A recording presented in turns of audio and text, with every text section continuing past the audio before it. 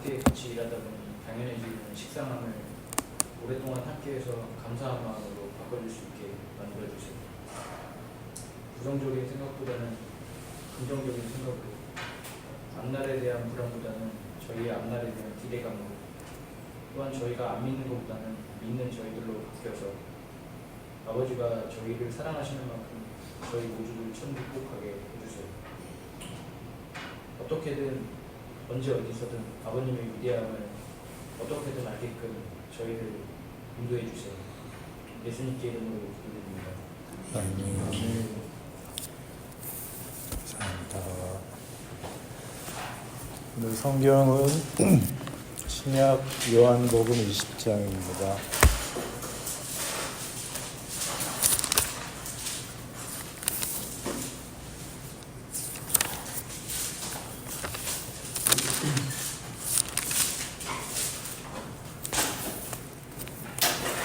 요한복음서 20장 오늘 19절부터 23절까지를 읽습니다.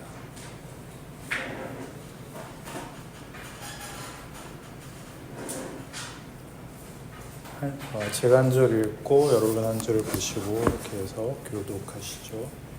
제가 19절을 보겠습니다. 이날 곧 안식 후 첫날 저녁때에 제자들이 유대인들을 두려워하여 모인 곳에 문들을 닫았더니 예수께서 오사 가운데 서서 이르시되 너희에게 평강이 있을지어다. 이 말씀을 하시고 손과 옆구리를 보이시니 제자들이 주를 보고 기뻐하더라. 예수께서 또 이르시되 너희에게 평강이 있을지어다. 아버지께서 나를 보내신 것 같이 나도 너희를 보내노라. 이 말씀을 하시고 그들을 향하사 숨을 내쉬며 이르시되 성령을 받으라. 23절은 같이 읽겠습니다. 너희가 누구의 죄든지 사하면 사하여질 것이요 누구의 죄든지 그대로 두면 그대로 있으리라 하시니라. 요한복음 20장은 그 예수님의 부활 사건을 기록하고 있습니다. 예수님의 부활은 우리 그 기독교 신앙의 가장 중심이 되고 절정을 이루고 그 기독교의 모든 것의 근거가 되는 매우 중요한 사건이죠. 부활이 있으므로 사망을 이기고 죄에서 구원함을 받고 영생을 누리고 영원한 영광의 운명을 부여받기 때문입니다. 단순하게 얘기하면 부활이 없다면 이 모든 것은 다 무너지는 셈이죠. 그러나 이 요한복음에서의 예수님의 부활 사건은 이렇게 놀라운 사건으로 다루어지지가 않습니다. 부활하신 예수님을 칭송하고 기뻐하고 하는 일보다 그 부활로 인하여 열린 새로운 시대, 새로운 세상에 대한 권면이 요한복음에서는 훨씬 핵심적인 그런 내용으로 등장합니다. 오늘 우리가 함께 읽은 이 성경에서도 본 바와 같이 제자들이 모여있는 방에 예수님께서 오셔서 아버지께서 나를 보내신 것 같이 내가 너희를 보낸다. 그리고 성령을 받아라 하시고 너희가 누구의 죄든지 사하면 사하여질 것이요 누구의 죄든지 그대로 두면 그대로 있으리라 라는 말씀을 하십니다. 죄를 사하는 권세를 주신다 라고 하는 문제가 중요한데 이건 무슨 뜻일까요? 예수 믿는 사람들이 누구 죄 지은 사람에게 가서 범죄자에게 가서 십자가를 갖다 대고 너의 죄를 사하노라 그러면 그 죄가 없어진다. 그런 동화 같은 얘기는 아닐 겁니다. 그렇죠? 죄를 사하는 이 문제는 뭐와 연결이 되느냐 하면은 성령을 받으라 와 연결이 되어 있습니다.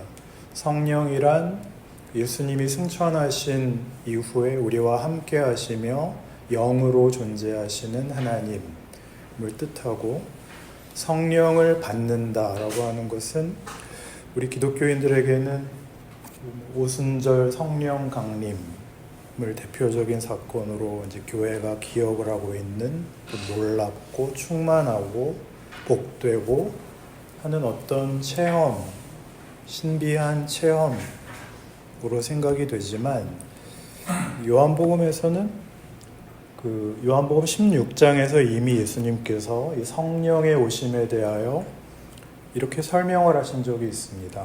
성령이 오셔서 죄와 의와 심판에 대하여 세상을 책망하시리라 그럽니다.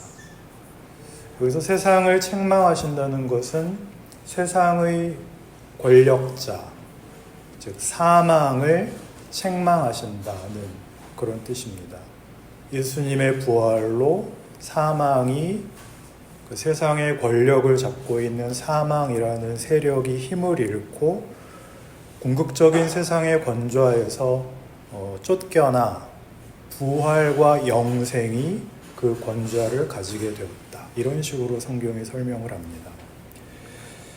그리고 이제 오늘 본문에서 예수님께서 성도들에게 성령을 주시고, 너희가 누구의 죄든지 사하면 사하여질 것이다 라고 하시니까, 우리 신자들, 즉 믿는 자들은 세상 속에 들어가서 성령이 하시는 바로 그 일, 여전히 사망이 전부라고 믿고 있는, 사망이 위협을 하는, 툭 하면은 너 죽여버릴 거야, 너 죽여, 너 죽어 라고 위협하는 그 세상 속에 들어가 사망이 끝이 아니라 부활과 영생이 있다는 것, 우리의 실존, 우리의 각각의 구체적인 생애, 그리고 개인의 생활을 통하여 그걸 입증하는 것이 세상을 살아가는 신자들의 말하자면 삶이다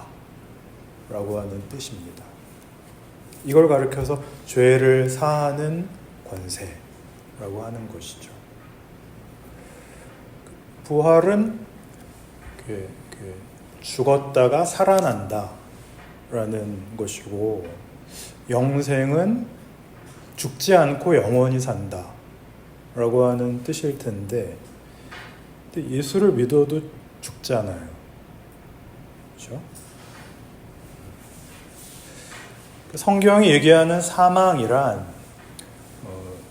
그런 말하자면 종말론적인 의미이기 이전에, 다만 죽고 마는 것을 얘기하는 것 이전에, 인생이란 죄를 짓고 소멸되고 부패하고 거짓될 수밖에 없다, 그런 존재다 라고 하는 것을 포괄적인 의미의 사망이라고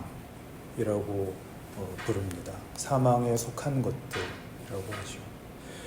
또 그와 반대로 인생과 실존이 복되고 영광스럽고 명예롭고 승리하는 존재다 라고 하는 것을 증언하는 것이 우리에게 주어진 영생이라는 의미의 좀 더 포괄적인 그런 뜻입니다.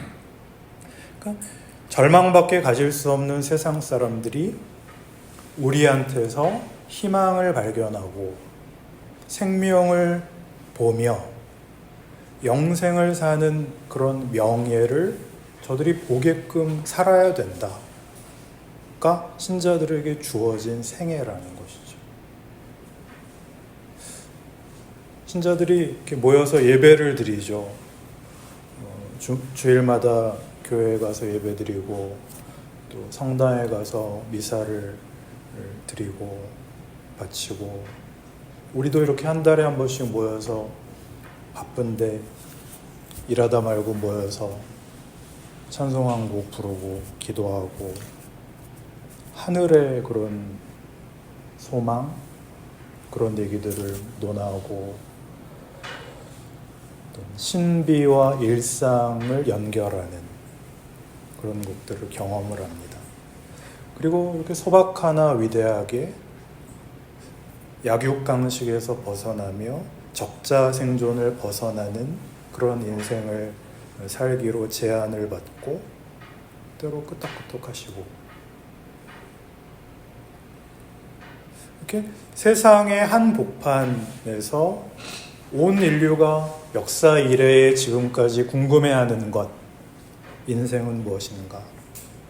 인간이라는 존재는 무슨 가치가 있을까에 한 편린을 이렇게 보게 되는 것입니다. 그런 의미에서 오늘 본문에 나오는 누구의 죄든지 너희가 사하면 사하여지리라 라고 하는 것은 너희가 가서 그 죄들을 해결해라 그런 얘기가 아니라 너 견뎌라 입니다. 왜 견디죠? 인생은 고단하기 때문입니다.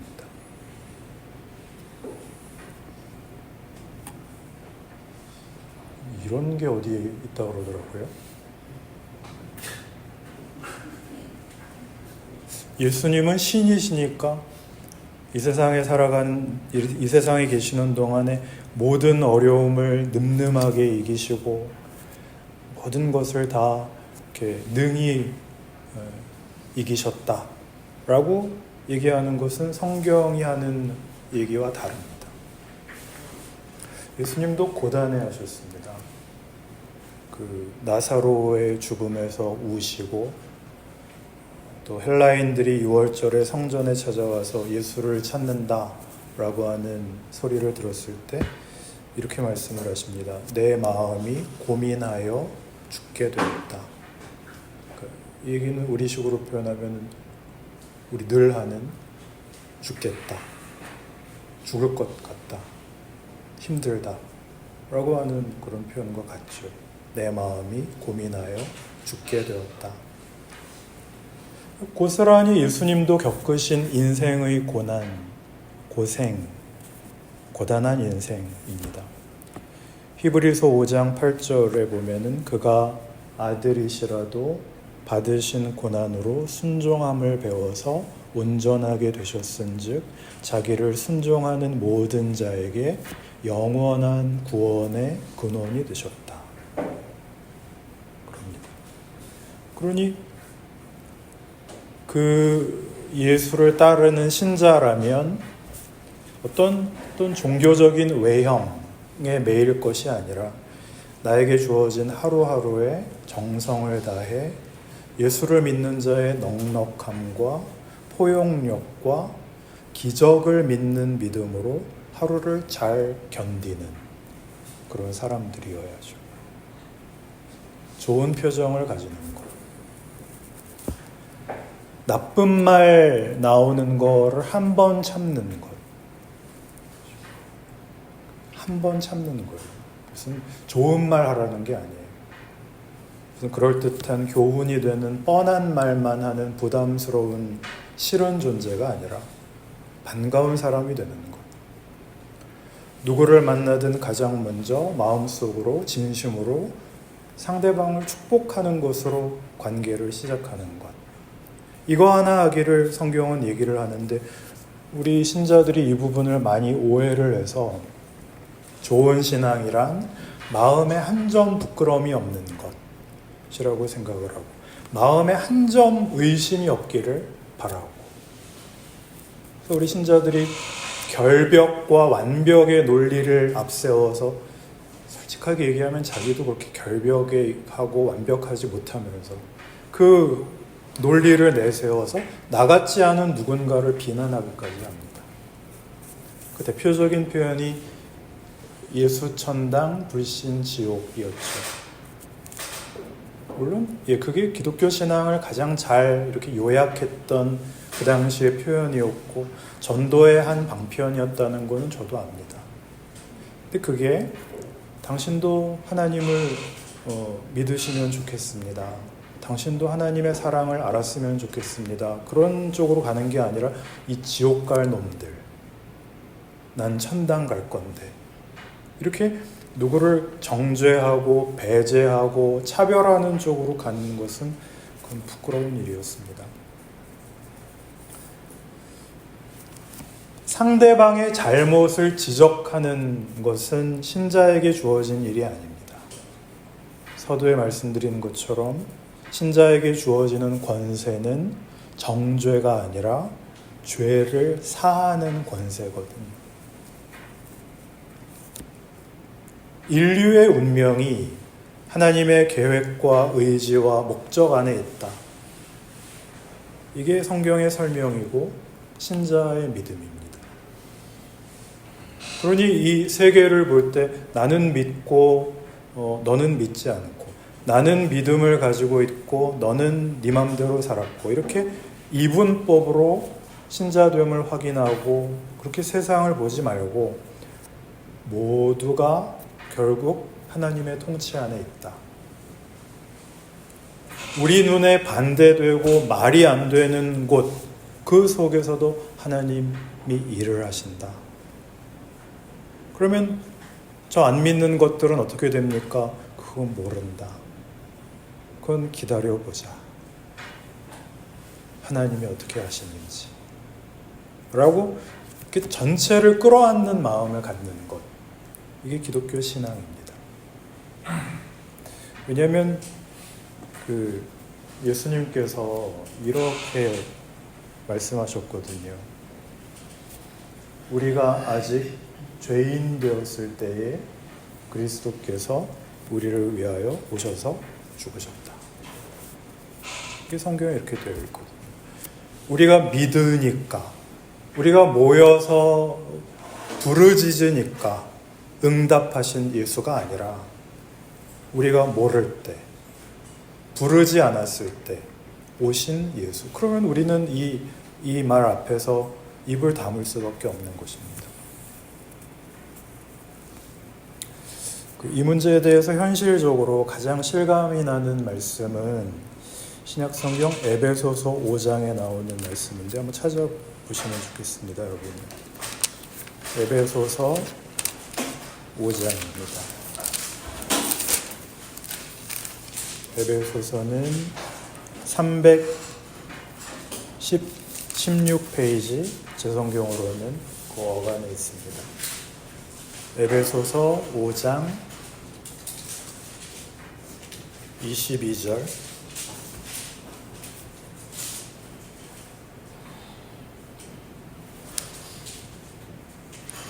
22절부터 제가 한번 읽겠습니다. 아내들이여 자기 남편에게 복종하기를 주께 하듯 하라. 이는 남편이 아내의 머리됨이 그리스도께서 교회의 머리됨과 같음이니 그가 바로 몸의 구주시니라. 그러므로 교회가 그리스도에게 하듯 아내들도 범사에 자기 남편에게 복종할지니라. 남편들아 아내 사랑하기를 그리스도께서 교회를 사랑하시고 그 교회를 위하여 자신을 주심같이 하라. 이는 곧 물로 씻어 말씀으로 깨끗하게 하사 거룩하게 하시고 자기 앞에 영광스러운 교회로 세우사 티나 주름 잡힌 것이나 이런 것들이 없이 거룩하고 흠이 없게 하려 하심이라. 이와 같이 남편들도 자기 아내 사랑하기를 자기 자신과 같이 할지니 자기 아내를 사랑하는 자는 자기를 사랑하는 것이라. 누구든지 언제나 자기 육체를 미워하지 않고 오직 양육하여 보호하기를 그리스도께서 교회에게 함과 같이 하나니 우리는 그 몸의 지체임이라. 그러므로 사람이 부모를 떠나 그의 아내와 합하여 그 둘이 한 육체가 될지라. 이 비밀이 크도다. 나는 그리스도와 교회에 대하여 말하노라. 부부를 생각하면 우리 다 이제 결혼하셨으니까 부부를 생각하면 성경은 하나님이 남녀를 결합하여 부부를 만드시고 가정을 요구하신다라고 되어 있습니다. 그런데 부부가 되는 것은 물론 사랑하여 결실되는, 그리하여 행복을 기대하는 아름답고 기쁜 허락이지만 우리 결혼 생활은 우리의 기대만 못합니다.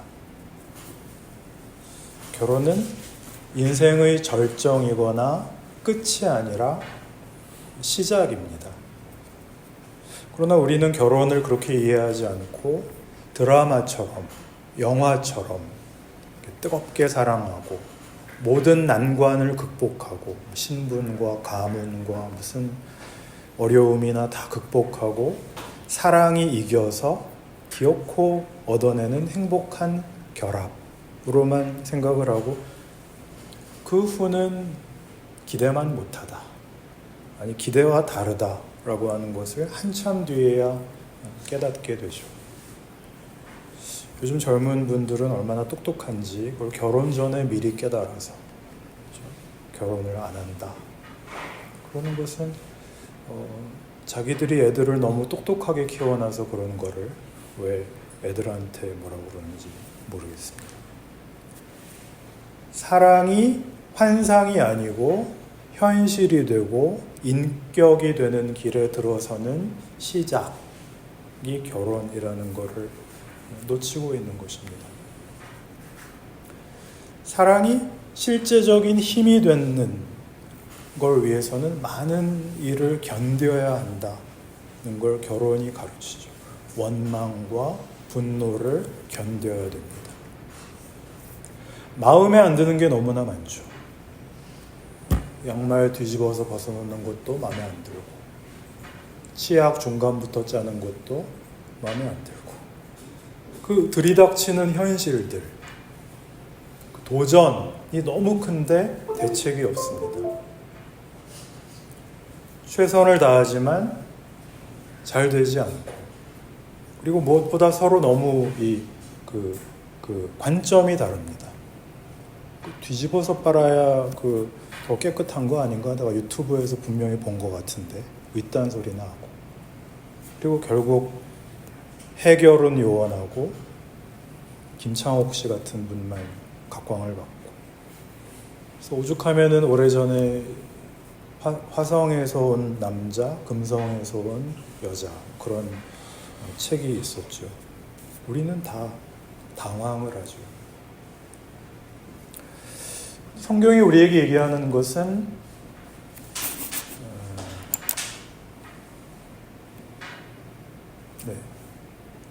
방금 읽은 에베소서 5장에서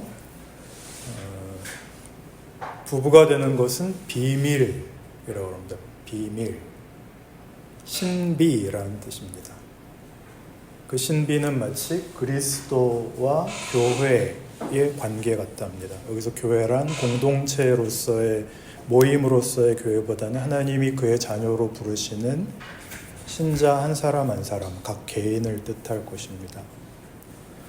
부부가 되면 한쪽이 하는 모든 일에 그 사람 남편이라는 이름으로 또 누구누구의 아내라는 이름으로 자동으로 상대방의 인생에 참여할 수밖에 없는 것 같이 예수를 믿으면 주님께서 우리의 생애와 우리의 모든 것에 자신을 동참시키신답니다. 우리가 하는 모든 수준, 모든 일에 하나님이 자신의 명예와 능력을 가지고 내어주신답니다.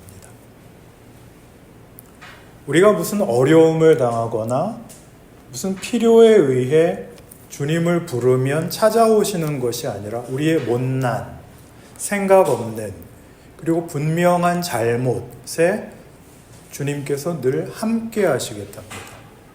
기가 막힌 기독교 신앙의 신비죠. 부부가 되어서 뭘 하라 그러죠? 아내는 남편에게 복종하고 남편은 아내를 사랑하라 그럽니다.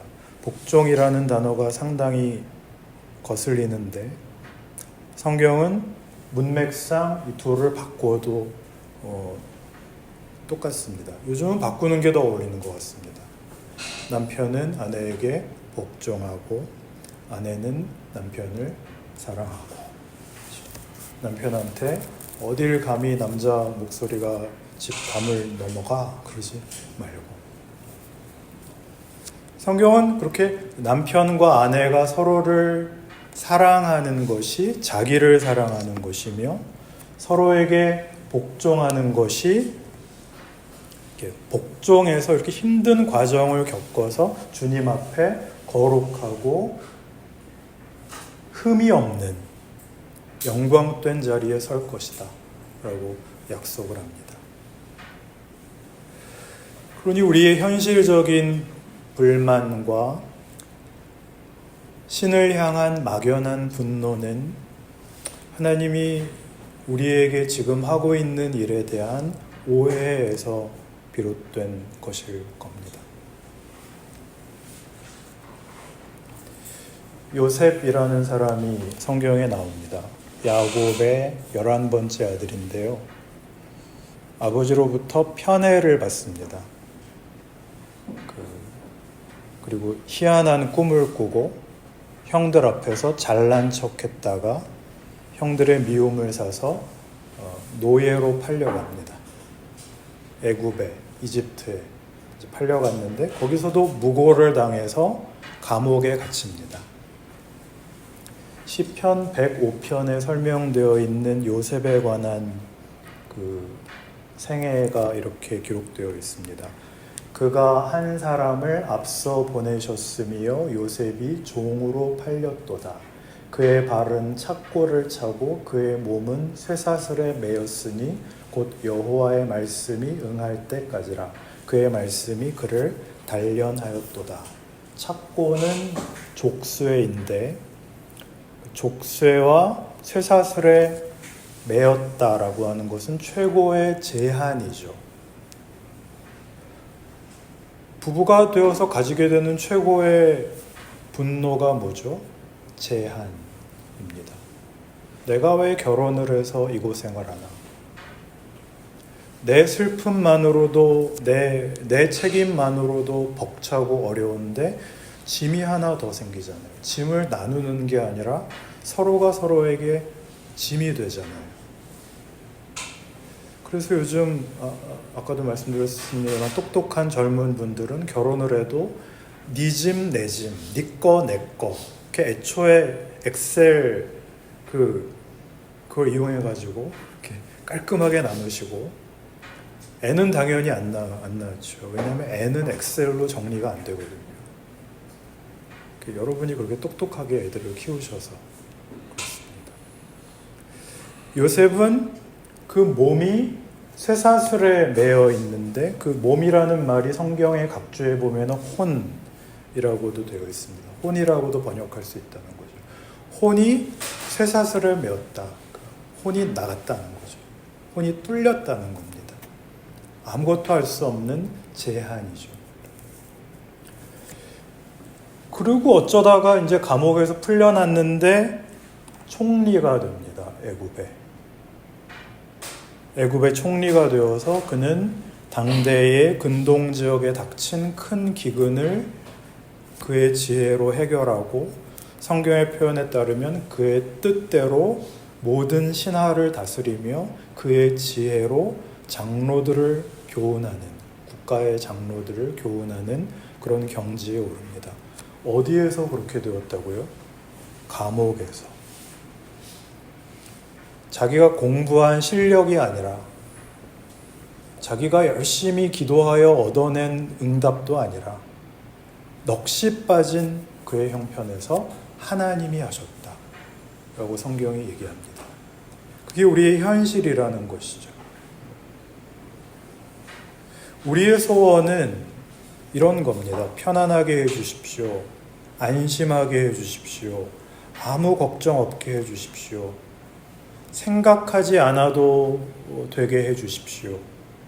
외에 다른 것은 없는 정도인데 하나님은 우리가 그런 바보가 되기를 원하지 않으시고 우리의 기대와 다른 걸 하려고 그러신답니다. 어떻게 해요? 어디에서요? 여러분이 감옥처럼 답답해 하시는 여러분이 가지고 계시는 그 제한을 가지고요. 그러니 그러면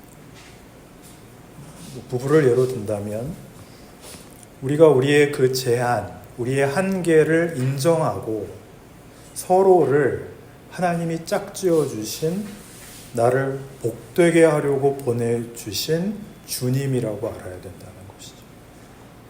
상대를 예수로 알라라고 하는 것입니다.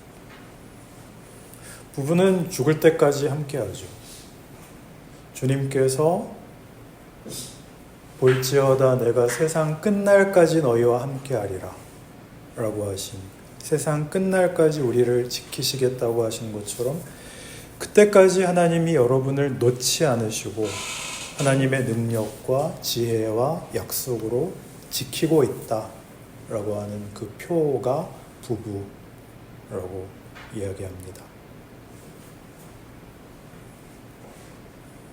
그러니 기독교 신앙은 오늘 우리의 안심을 만들어내거나 어떤 기계적인 해결을 만드는 것이 아니라 매일의 시험과 별 볼 일 없는 지난한 일상 속에서 하루만큼 하나님이 키우시는, 우리를 채우시는 그런 자리인 것이죠.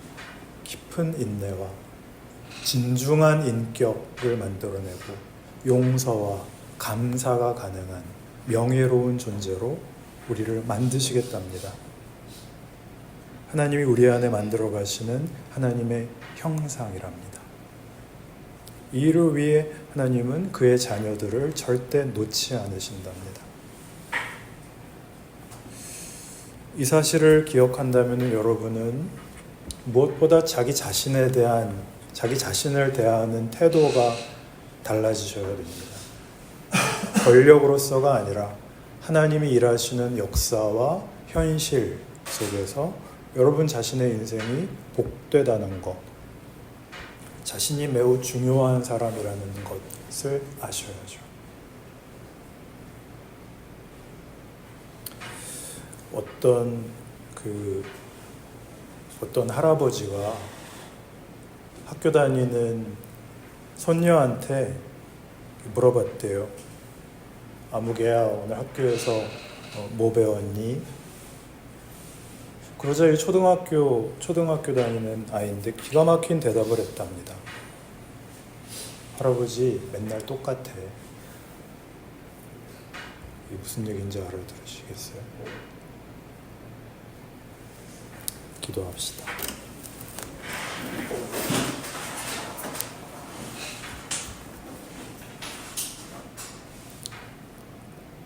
하나님 아버지, 우리의 인생이 하나님이 일하시는 기적이라는 사실을 성경을 통하여 확인합니다.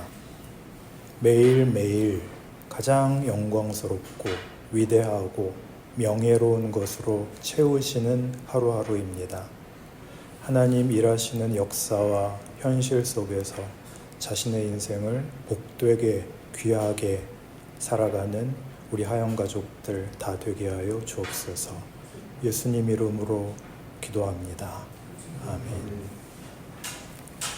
오늘 축도는 제가 하지 않고 여기 제가 또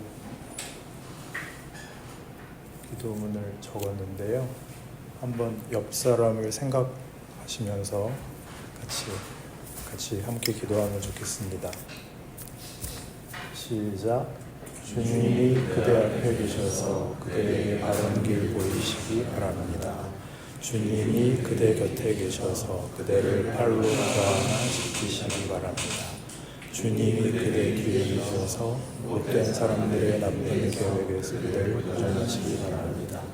주님이 그대 아래에 계셔서 그대가 떨어지면 받아주시고 그대를 붙여서 끄집어내시기 바랍니다. 주님이 그대 안에 계셔서 그대가 슬퍼할 때에 그대를 위로하시기 바랍니다. 주님이 그대에 계셔서 남들이 그대를 거칠 때 막아주시기 바랍니다. 주님이 그대 위에